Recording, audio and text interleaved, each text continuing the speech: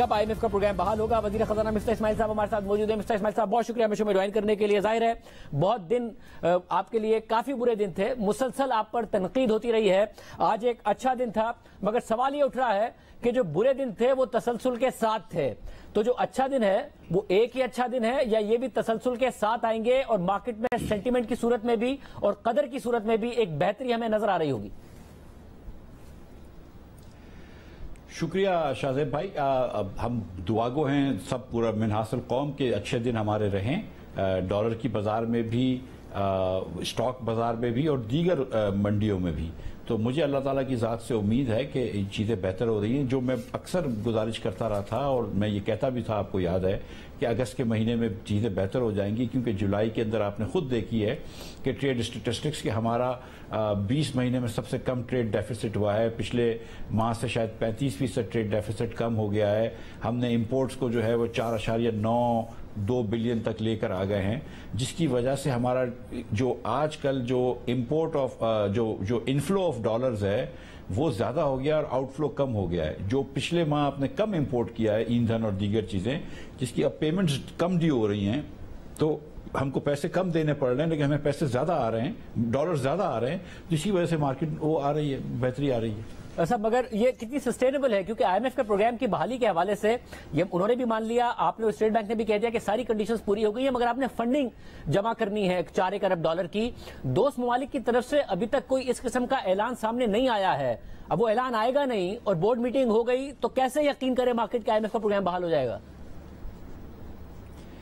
دیکھیں, ایک تو میں گزارش یہ کرنا چاہتا ہوں کہ جو بھی آپ نے شروع میں حوالے دیے, اسٹیٹ بینک نے ایک ایکسچینج کمپنی کے اوپر روٹین میں کوئی کام کیا ہے, وہ اسٹیٹ بینک پہلے بھی کرتی رہی ہے اور وہ سارے کام ٹھیک ہیں, وہ اپنی جگہ ہونے چاہیے.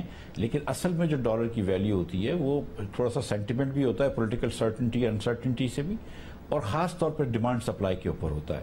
آج کیونکہ پاکستان میں ڈالر زیادہ آئے ہیں اور کم گئے تھے, اس لیے روپیہ گرا ہے, ڈالر گرا ہے.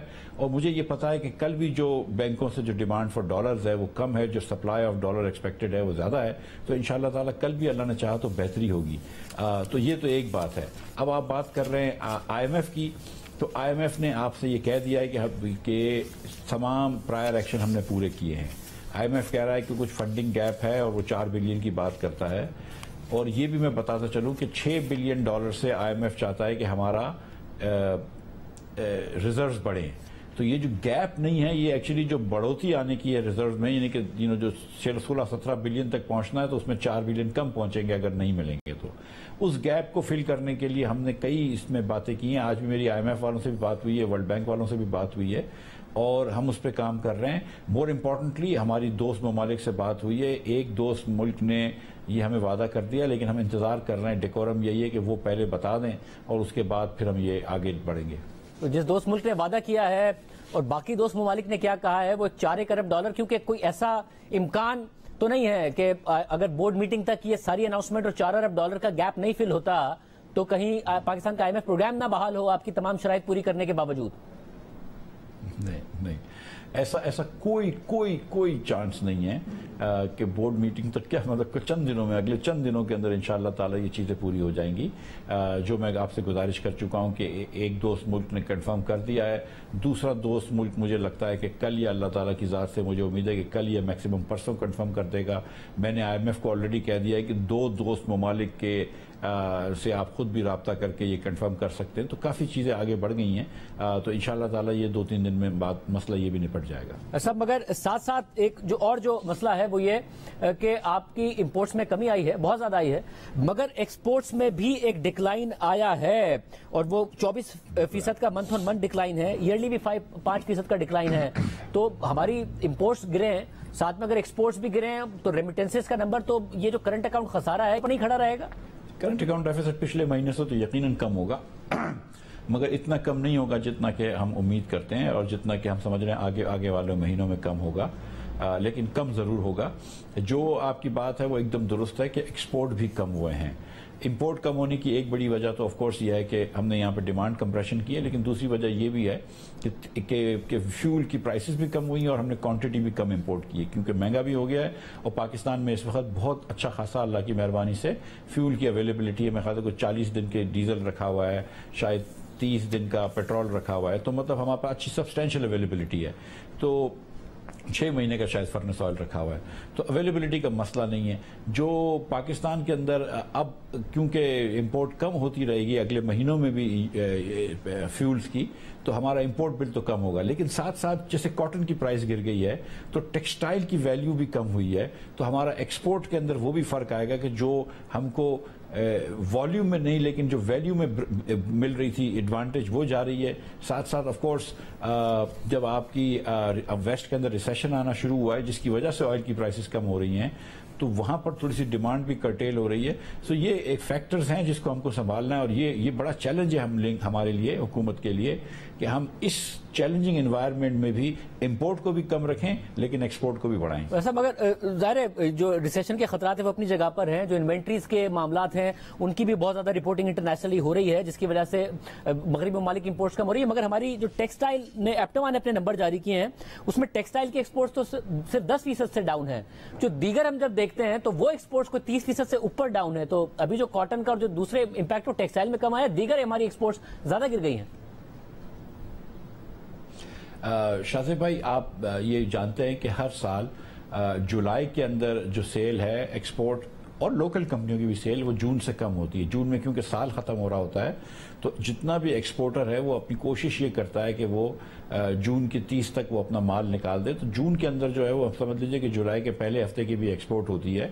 तो ये कोई इतनी नई बात या इतनी कोई हैरत करने बात नहीं है कि जुलाई की आपकी एक्सपोर्ट कम हुई है। इसमें एक मसला है, देखिए इसमें मैग्नीट्यूड का मसला है। पिछले साल भी ये हुआ था कि जुलाई की एक्सपोर्ट जो थी वो जून के मुकाबले में जो तकरीबन $400 मिलियन कम थी, इस साल $700 मिलियन कम है। मैग्नीट्यूड ज्यादा है क्योंकि हमारी तो पिछला जो जुलाई 21 था उससे भी जुलाई 2022 में एक्सपोर्ट्स कम है, सिर्फ जून से कम नहीं है।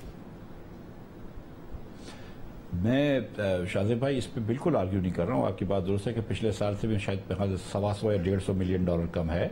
और ये मैंने जैसे आपसे गुजारिश करी कि ये दो बातें तशवीश शुदा हैं। नंबर 1 कि कॉटन की प्राइसेस या इंटरनेशनल में कमोडिटी प्राइसेस कम हुई हैं, शायद चावल की प्राइस भी कम हुई है, तो इसकी वजह से एक्सपोर्ट की हमारी वैल्यू कम हो गई है।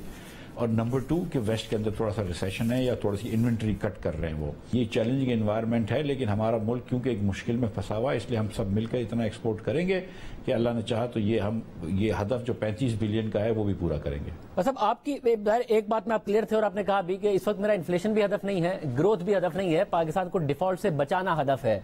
मगर अब हमने देखा कि जुलाई में जो महंगाई का नंबर है 25% आया है, 14 साल की बुलंद तरीन सतह पर आया है। अब जबकि आप खुद कह रहे हैं कि डिफॉल्ट का खतरा टल गया, IMF का प्रोग्राम भी हर हाल में बहाल होगा, तो फिर आपका फोकस होगा कि आप इस इन्फ्लेशन को भी कंट्रोल करने की कोशिश करें। बहुत बुलंद सतह पर है, बहुत मुश्किल हालात हैं आवाम के लिए। जी, मैंने जो गुजारिश करी थी कि अब तक मेरा इन्फ्लेशन वो प्रायोरिटी नहीं रही है, ना ग्रोथ रही है, जो कि किसी भी फाइनेंस मिनिस्टर का काम होना चाहिए। मुझे मजबूरन मेरी जो प्रायोरिटी है वो डिफ़ॉल्ट है और डिफ़ॉल्ट से बचाना थी, स्टेव ऑफ करनी थी, जिसकी वजह से जिसको बचाने के लिए हमने पेट्रोल महंगा किया, डीजल महंगा किया, ये जानते हुए कि इससे इन्फ्लेशन बढ़ेगा। जिसको कम करने के लिए हमने, जिसको बचाने के लिए हमने इंटरेस्ट रेट बढ़ाए, ये जानते हुए कि इससे ग्रोथ स्लो होगी। लेकिन ये स्टेप्स जो थे ये पाकिस्तान के लिए नागुज़ीर थे, ये मुश्किल कड़वे घूंट ज़रूर थे, कड़वी दवाई ज़रूर थी, लेकिन इसकी ज़रूरत थी।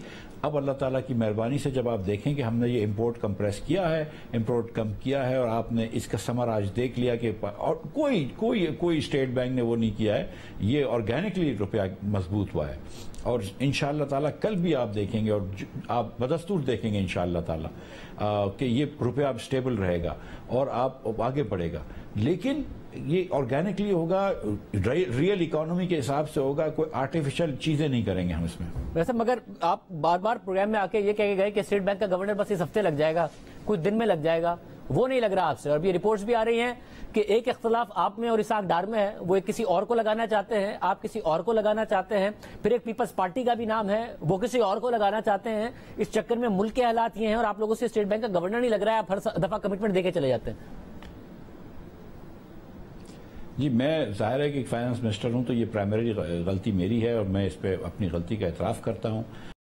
एक मरतबा ये फैसला हो गया था, एक कमेटी बनी थी, उस कमेटी ने वो करना था, वो फिर उसका एजेंडा नहीं हुआ, फिर उस मसला कुछ दूर में पड़ गया है।